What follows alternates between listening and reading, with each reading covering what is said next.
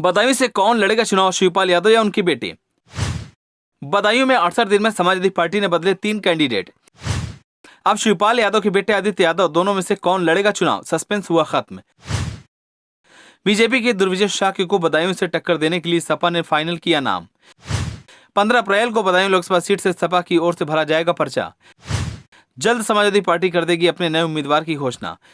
चलिए आपको बताते हैं बदायूं से कौन लड़ेगा चुनाव, शिवपाल यादव या उनके बेटे। जैसे जैसे लोकसभा चुनाव नजदीक आ रहे हैं वैसे वैसे समाजवादी पार्टी से बदायूं से कौन चुनाव लड़ेगा इसे लेकर भी हलचल तेज हो गई है, क्योंकि अखिलेश यादव ने बदायूं से चाचा शिवपाल यादव को टिकट दिया था। अखिलेश यादव चाहते थे कि शिवपाल यादव बदायूं से चुनाव लड़ें, लेकिन शिवपाल यादव का बदायूं से चुनाव लड़ने का मन नहीं था।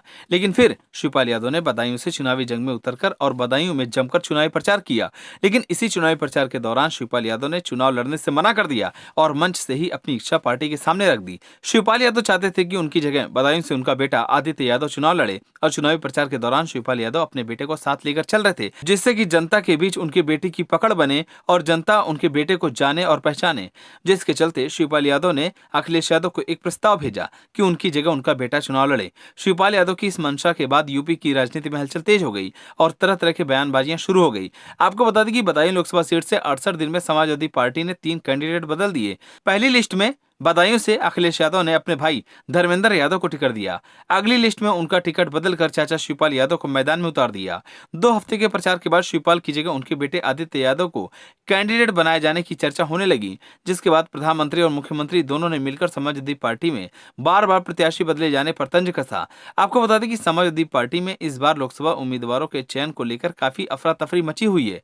पहले और दूसरे फेज के वेस्ट यूपी में होने वाले चुनाव में ज्यादा बदलाव हुए।